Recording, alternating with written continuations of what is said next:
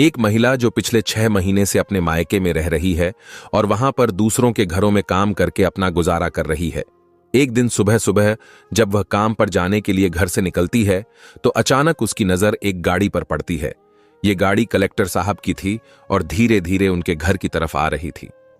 अब इस गाड़ी को देखने के बाद वह महिला रुक जाती है और उसे ध्यान से देखने लगती है। तभी उसके घर से थोड़ी दूर आकर वह गाड़ी रुकती है। गाड़ी से उसका अनपढ़ पति उतरता है। जैसे ही वह महिला यह सब देखती है तो हैरान रह जाती है। आखिर कौन थी वह महिला और किस वजह से उसका अनपढ़ पति कलेक्टर साहब की गाड़ी से निकला था? पूरी सच्चाई जानने के लिए वीडियो को अंत तक जरूर देखें। झारखंड के एक छोटे से गांव में एक लड़की रहा करती थी जिसका नाम था मोनिका। मोनिका पढ़ने लिखने में बहुत होशियार थी। उसने 12वीं तक की पढ़ाई करने के बाद अभी ग्रेजुएशन में एडमिशन लिया था। मोनिका पढ़ लिखकर एक बड़ा अधिकारी बनना चाहती थी, लेकिन उसकी गरीबी उसके सपनों को कुचल रही थी। उसके पिता के पास ज्यादा पैसे नहीं थे, फिर भी वे जैसे तैसे करके अपनी बेटी को सरकारी कॉलेज में पढ़ा रहे थे। एक दिन जब मोनिका कॉलेज जा रही थी तो रास्ते में एक व्यक्ति जो कि मार्केट आया था उसे देख लेता है। मोनिका बड़ी सादगी से कॉलेज जाती थी, ना इधर उधर देखती ना किसी से बातें करती, बस जमीन की ओर देखकर चलती थी। उस व्यक्ति को मोनिका का यह स्वभाव बहुत पसंद आता है। वह पास के गांव का एक जमींदार था जिसके पास बहुत सारी पुश्तैनी जमीन थी और उसके 2 लड़के थे। मोनिका को देखने के बाद वह व्यक्ति कॉलेज जाता है और वहां से मोनिका के बारे में पता कर लेता है। उसे उसके घर का पता भी मिल जाता है। इसके बाद वह मोनिका के पिता के पास जाता है और उनसे उनकी बेटी का हाथ मांगने लगता है। मोनिका के पिता यह सुनकर चौंक जाते हैं। साहब क्यों मजाक कर रहे हैं? हम लोग गरीब जरूर हैं, लेकिन हमसे इस तरह का मजाक मत कीजिए। इस पर जमींदार कहता है, नहीं, मैं मजाक नहीं कर रहा। मुझे तुम्हारी बेटी का स्वभाव बहुत पसंद आया। मुझे अपने बेटे के लिए ऐसी ही बहू चाहिए। मुझे दहेज में कुछ नहीं चाहिए। अगर तुम्हारे पास शादी करने की व्यवस्था भी नहीं है तो मैं अपने पैसों से शादी करा दूंगा, बस तुम हां कर दो। अब मोनिका के पिता सोच में पड़ जाते हैं। उनके पास पैसे भी नहीं थे और ऊपर से बेटी की शादी भी आसानी से हो रही थी। उन्होंने रिश्ते के लिए हां कह दिया। शाम को जब मोनिका कॉलेज से लौटती है तो उसके पिता उसे बताते हैं, बेटी तुम्हारी शादी के लिए एक रिश्ता आया है। हमने हां कह दिया है। बहुत बड़ा घराना है, ढेर सारी पुश्तैनी जमीन है। वहां तुम्हारी शादी हो जाएगी तो तुम रानी बनकर रहोगी। यह सुनकर मोनिका घबरा जाती है। पिताजी, मैं पढ़ लिख कर एक बड़ा अधिकारी बनना चाहती हूं, प्लीज मेरी शादी मत करवाइए।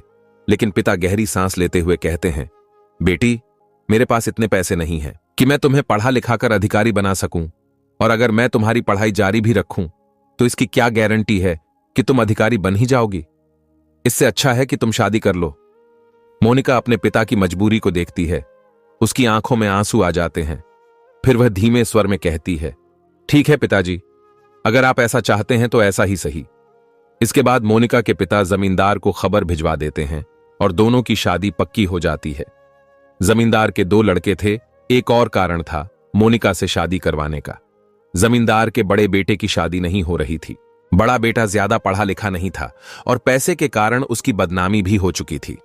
गांव में चर्चा थी कि ये लोग किसी की इज्जत नहीं करते और ना ही किसी से ढंग से बात करते हैं। इसी वजह से जमींदार ने मोनिका से अपने बेटे की शादी करवाने का फैसला कर लिया। कुछ दिनों बाद मोनिका की शादी हो जाती है। शादी के बाद मोनिका अपने ससुराल आ जाती है। वह अपने सास ससुर की सेवा करती और अपने पति की इच्छाओं का सम्मान भी करती थी। एक दिन मोनिका अपने पति से कहती है, मुझे पढ़ाई जारी रखनी है। अगर आप मेरी आगे की पढ़ाई करवा दें तो बहुत अच्छा होगा। लेकिन उसका पति, जो कि 12वीं फेल था, गुस्से में कहता है, पढ़ाई करने की कोई जरूरत नहीं है। हमारे पास पैसों की कोई दिक्कत नहीं है, तो तुम्हें आगे पढ़ने की जरूरत ही क्या है? घर के अंदर आराम से रहो, घर संभालो, वैसे भी तुम्हें बच्चे ही पालने हैं। ऐसा कहकर पति ने मना कर दिया। लेकिन वहीं उसी घर के अंदर उसका एक छोटा देवर था जिसका नाम था कपिल, जो कि बीए में पढ़ाई कर रहा था। उसकी पढ़ाई को देखकर मोनिका बड़ी खुश होती। विकास का व्यवहार अपने भाई से बिल्कुल विपरीत था। वह अपनी भाभी का आदर करता और उसे मां की नजरों से देखा करता। इधर विकास के माता पिता भी बड़े अच्छे थे, लेकिन उसका भाई विनोद पूरी तरह से दौलत के घमंड में चूर था। अब इसके बाद जब विकास पढ़ाई करता रहता तो मोनिका अपने सपनों को विकास के अंदर जीने लगती। वह विकास को एक बड़ा अधिकारी बनने के लिए प्रेरित करने लगती। लेकिन विकास अभी इस बात को नहीं समझता था और भाभी की बातों को मजाक में उड़ा दिया करता। वह बिल्कुल भी इस बारे में नहीं सोचता था।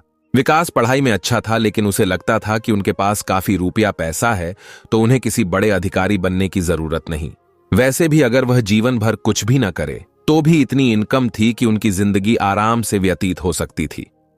इसी वजह से वह फिलहाल अपनी भाभी की किसी भी बात पर गौर नहीं देता था। लेकिन तभी एक दिन अचानक जब वह एक होटल में बैठा हुआ था, वहां कलेक्टर साहब आए। उनका रुतबा देखकर वह एकदम से हिल गया। कलेक्टर साहब के पास सिक्योरिटी थी, सरकारी गाड़ी थी और साथ में ड्राइवर भी था। यह सब देखकर वह पूरी तरह से हैरान हो गया और सोचने लगा, अगर ऐसा रुतबा हो तो यह पैसा भी इसके सामने कुछ नहीं। इसके बाद वह अपनी भाभी की बातों को और भी ज्यादा ध्यान से सुनने लगा। भाभी उसे बार बार मोटिवेट किया करती। बड़ा अधिकारी बनने के लिए धीरे धीरे जो छोटा बेटा कपिल था, उसकी ग्रेजुएशन पूरी हो गई। अब वह कोचिंग करने के लिए बाहर जाना चाहता था। जब बड़ा भाई विनोद ये देखता है कि छोटा पढ़ाई करना चाहता है तो पहले तो वह उसे मना कर देता है। वह कहता है, भाई तू क्या करेगा, घर के अंदर आराम से रह, कोई दिक्कत नहीं है, हमारे पास अच्छा खासा रुपया पैसा है। लेकिन कपिल के दिमाग में भाभी की बातें घूम रही थीं। मोनिका ने बताया था कि बड़े अधिकारी का रुतबा अलग होता है और पैसे से सब कुछ नहीं खरीदा जा सकता। साथ ही उसने खुद अपनी आंखों से कलेक्टर साहब को देख लिया था। यही वजह थी कि अब वह इस बात के लिए जोर देने लगा। जब विनोद ने देखा कि छोटा भाई उसकी इच्छा के विरुद्ध जा रहा है तो वह उसे मना करने लगा, नहीं, मैं तुम्हें पढ़ने के लिए नहीं जाने दूंगा। छोटा भाई यह सुनकर गुस्से में आ गया। वह बड़े भाई से लड़ाई करने लगा। इसी दौरान विनोद गुस्से में कह देता है, हमारी तरफ से तो कुछ भी कर, लेकिन मैं तुम्हें इस बात के लिए सपोर्ट नहीं करूंगा। अगर तुम्हें आगे की पढ़ाई करनी है तो घर से तुम्हें एक भी पैसा नहीं मिलेगा। दरअसल विनोद फिलहाल घर का बड़ा लड़का था और पूरा चार्ज उसी के हाथ में था। माता पिता भी अपने बड़े बेटे को समझाने की कोशिश करते, लेकिन वह अपने घमंड में इतना चूर था कि उसने साफ साफ मना कर दिया। अब जब कपिल को अपने सपने टूटते हुए दिखाई देने लगे तो वह एक शाम अपनी भाभी से बात कर रहा था। उस समय उसका भाई घर पर नहीं था। तभी मोनिका कुछ पैसे लाकर कपिल को देती है। ये लोग कपिल, ये रहे पैसे, इन पैसों से अपनी जिंदगी बनाओ और एक बड़ा अधिकारी बनकर दिखाओ, लेकिन यह बात तुम्हारे भाई को पता नहीं चलनी चाहिए। ऐसा कहकर उसने अपने वो पैसे दे दिए जो वह अब तक इकट्ठा कर रही थी। शादी के समय जो भी पैसे उसके पास इकट्ठे हुए थे उसने उन्हें बचाकर रखा था। कपिल को जब पैसे मिले तो उसने अपने माता पिता की आज्ञा ली और कोचिंग के लिए बड़े शहर चला गया। इधर जब विनोद को पता चला कि कपिल घर छोड़कर चला गया है तो उसे बहुत गुस्सा आया, लेकिन क्योंकि कपिल ने उससे पैसे नहीं लिए थे इसलिए वह कुछ नहीं कह सका। धीरे धीरे समय बीतता गया और कपिल को और भी पैसों की जरूरत पड़ने लगी। इसके बाद वह अपने पिता से इस बारे में बात करता है, लेकिन पिता पूरी तरह से लाचार थे क्योंकि घर का पूरा लेन देन बड़े बेटे विनोद के हाथ में था और विनोद बिल्कुल भी नहीं चाहता था कि उसका छोटा भाई पढ़ाई लिखाई करके कामयाब बने। इसके बाद वह इस बात को लेकर काफी चिंता में रहता है और यह बात कहीं ना कहीं से मोनिका को पता चल जाती है। जब मोनिका को पता चलता है कि उसके देवर को पैसों की जरूरत है तो इसी वजह से मोनिका अपने ससुर जी को अपने गहने निकाल कर दे देती है। वे गहने जो उसके ससुर ने नहीं बल्कि उसके पति ने उस पर चढ़ाए थे। मोनिका कहती है, इन गहनों को ले जाओ और इन्हें बेचकर कपिल को दे देना ताकि वह पढ़ लिख कर एक बड़ा अधिकारी बन सके। अब यह सब कुछ देखकर सास ससुर की आंखों में आंसू आ जाते हैं। वे अपनी बहू को पाकर अपने आप को धन्य बताते हैं और कहते हैं, बेटी, जरूर हमने कोई अच्छे कर्म किए होंगे जो तू हमारे परिवार में आई है। अगर तू नहीं होती तो बेटे की पढ़ाई बिल्कुल भी नहीं हो पाती। इसके बाद कपिल का पिता उन गहनों को बेच देता है और पैसों को कपिल तक पहुंचा देता है। सभी लोग इस बात को बड़े लड़के यानी विनोद से छुपा लेते हैं और चुपचाप परिवार में यह सब कुछ होने लगता है। धीरे धीरे समय बीतता है और कपिल एक कलेक्टर बन जाता है। इसके बाद वह वहीं से यानी जहां उसकी ट्रेनिंग हो रही थी वह वापस नहीं आया बल्कि वहीं से ट्रेनिंग के लिए भी चला गया। कपिल ने अपने परिवार में यह बात नहीं बताई थी कि वह कलेक्टर बन चुका है। वह चुपके से ट्रेनिंग पूरी करके अपने घर वालों को सरप्राइज देना चाहता था। उसकी अपने माता पिता से बात तो होती थी, लेकिन उसने कभी भी यह महसूस नहीं होने दिया कि वह अब एक बड़ा अधिकारी बन चुका है। वह कहता, अभी तो मुझे लगभग 2 साल और लगेंगे। इसके बाद जब कपिल के पिता उससे पैसों के लिए पूछते हैं तो वह मना कर देता है। उसे पता होता है कि उसकी मां भी उसके लिए पैसों का इंतजाम करने के लिए बहुत संघर्ष कर रही है। इसी वजह से वह ट्रेनिंग के दौरान मना कर देता है और कहता है, फिलहाल मुझे सैलरी मिल रही है, अब आपको पैसे देने की जरूरत नहीं है। मेरा ज्यादा खर्चा नहीं आता, मैं यहीं से अपना इंतजाम कर लेता हूं। धीरे धीरे कपिल की ट्रेनिंग 1.5 साल में पूरी हो जाती है। उसी दौरान ये सारी बातें विनोद को पता चल जाती हैं कि उसकी पत्नी ने न सिर्फ अपने पैसे बल्कि अपने सारे गहने भी बेच दिए। अपने देवर को पढ़ाने के लिए विनोद को यह सब तब पता चलता है जब एक शाम माता पिता आपस में बात कर रहे होते हैं कि हमारी बहू कितनी अच्छी है। यह सब सुनकर विनोद आग बबूला हो जाता है। वह गुस्से में माता पिता पर चिल्लाने लगता है और अपनी पत्नी मोनिका को बेरहमी से मारने लगता है। जब मैंने मना किया था तो तुमने उसके लिए पैसे क्यों दिए? मैं कुछ भी नहीं हूं और तूने मेरा कहा क्यों नहीं माना? मोनिका उसे समझाने की बहुत कोशिश करती है और कहती है, पढ़ाई बहुत बड़ी चीज होती है। अगर कपिल अच्छी तरह से पढ़ जाएगा तो लोग तुम्हारी और भी ज्यादा इज्जत करने लगेंगे। तुम्हारा नाम चारों तरफ होगा। लेकिन विनोद के दिमाग पर पागलपन का भूत सवार था। ऊपर से वह खुद फैल हो चुका था, इसलिए यह बात उसे बर्दाश्त नहीं होती। गुस्से में वह रात के समय ही मोनिका को धक्के देकर घर से बाहर निकाल देता है। यह सब देखकर विनोद के माता पिता बहुत दुखी होते हैं, लेकिन अपने बेटे के सामने कुछ भी नहीं कह पाते। वे चुपचाप घर के अंदर रह जाते हैं। इसके बाद मोनिका अपने मायके चली जाती है और वहीं रहने लगती है। वहां भी उनकी हालत काफी खराब थी, इसलिए मोनिका दूसरों के घरों में काम करने लगती है ताकि वह अपने परिवार पर बोझ न बने। लेकिन उसे पूरा विश्वास था कि उसका देवर कपिल एक दिन जरूर आएगा और उसे वहां से वापस ले जाएगा। जब उसके माता पिता उससे कहते हैं, बेटी हम लोग विनोद से बात कर लेते हैं, तो मोनिका मना कर देती है। नहीं पिताजी, अभी सही समय नहीं आया है, जब सही समय आएगा तब हम बात करेंगे कहकर वह अपने पिता को रोक देती है। धीरे धीरे समय बीतता जाता है।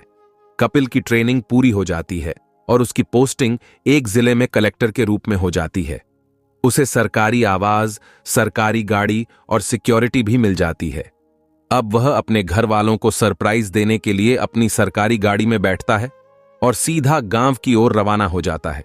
गांव के अंदर जैसे ही कपिल की गाड़ी घुसती है, लोग हैरानी से उसकी ओर देखने लगते हैं। यह कोई बड़ा अधिकारी लग रहा है। लोग कानाफूसी करने लगते हैं और धीरे धीरे उसके पीछे पीछे चलने लगते हैं।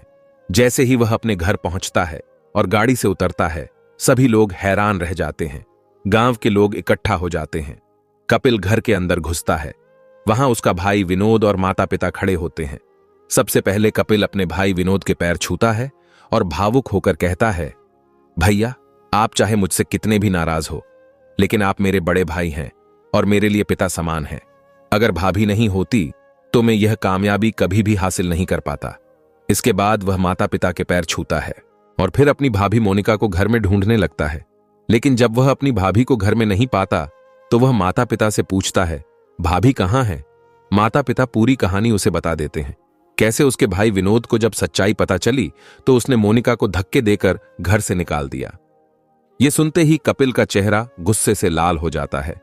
वह बिना कुछ सोचे समझे अपने भाई विनोद का हाथ पकड़ता है और उसे घर से बाहर घसीट ले जाता है और चिल्ला चिल्लाकर कहने लगता है, देखो ये भीड़ आज से पहले कभी हमारे घर पर इतनी भीड़ इकट्ठा हुई है। भले ही हमारे पास कितना ही पैसा हो, कितना ही हो, लेकिन ये चीज क्या आपने महसूस की है? इसके बाद उसका भाई विनोद भी भावुक हो जाता है। उसकी आंखें नम हो जाती हैं और वह अपने छोटे भाई और माता पिता से इस बात के लिए माफी मांगने लगता है। तभी कपिल अपने माता पिता से कहता है, मां बाबूजी वो बात तो ठीक है कि भैया ने भाभी को घर से निकाल दिया था, लेकिन आप लोग इस बारे में मुझे भी तो बता सकते थे। इस पर कपिल का पिता जवाब देता है, नहीं बेटा, बता तो हम देते, लेकिन हम सोच रहे थे कि अभी तेरी पढ़ाई चल रही है। अगर तुम्हें इन सब चीजों के बारे में पता चलता तो तुम्हारी पढ़ाई में रुकावट आ सकती थी। इसके बाद कपिल अपने भाई को गाड़ी में बैठाता है और कहता है, जो भूल आपने की है उसे आपको ही सुधारना होगा। अब हम लोग भाभी के पास जा रहे हैं। दोनों भाई सरकारी गाड़ी में बैठते हैं और सीधा मोनिका के घर पहुंच जाते हैं। मोनिका घर से कहीं जा रही होती है, लेकिन जैसे ही गाड़ी को देखती है रुक जाती है। गाड़ी रुकते ही उसमें से विनोद उतरता है। वहीं विनोद, जिसने अपनी पत्नी को अपनाने से इनकार कर दिया था। जैसे ही विनोद मोनिका के पास आता है, वह हाथ जोड़कर रो रो कर माफी मांगने लगता है। मोनिका यह सब देखकर हैरान रह जाती है। उसका वही अनपढ़ पति, जिसने पढ़ाई लिखाई कब की बंद कर दी थी, आज कलेक्टर साहब की गाड़ी से उतरा है और उसके साथ एक पुलिस वाला भी है। तभी गाड़ी से उसका देवर कपिल निकलता है। निकलते ही वह अपनी भाभी के पैर छू लेता है। मोनिका अपने देवर की सफलता देखकर भावुक हो जाती है। उसकी आंखें भर आती हैं और वह अपने देवर को गले से लगा लेती है, फिर फूट फूट कर रोने लगती है। इसके बाद विनोद अपनी पत्नी से हाथ जोड़कर माफी मांगता है। मोनिका, मुझे माफ कर दो। मैंने बहुत बड़ी गलती कर दी जो तेरे जैसी महिला को अपने घर से निकाल दिया। लेकिन अब हम तुम्हें यहां अकेले नहीं छोड़ सकते। हमारे साथ चलो, हमारे घर चलो। इसके बाद वे सब साथ में घर लौट आते हैं। घर पहुंचकर मोनिका बहुत खुश होती है। विनोद का घमंड पूरी तरह से टूट चुका होता है। अब वह अपने छोटे भाई के रुतबे और सफलता को देखकर गर्व महसूस करता है। अब वह अपने माता पिता का सम्मान करता है और अपनी पत्नी की बातें भी मानने लगा है। पहले जब मोनिका उसे समझाती थी तो वह उसकी एक भी बात नहीं सुनता था, बल्कि कहता था, तू औरत है और औरत की तरह ही रह। लेकिन अब मोनिका की समझदारी और संयम ने उसे घर में इज्जत दिला दी है। गांव वाले भी अब विनोद की बहुत इज्जत करने लगे हैं, क्योंकि उसका छोटा भाई कलेक्टर बन गया है। समय बीतता है और जब कलेक्टर साहब की शादी होती है तो वह अपनी पत्नी को पहले ही अपनी भाभी के बलिदानों के बारे में बता देता है। यह सुनकर उसकी पत्नी भी मोनिका की बहुत इज्जत करने लगती है। पूरा परिवार एकजुट होकर रहने लगता है और माता पिता भी यह देखकर बहुत खुश होते हैं।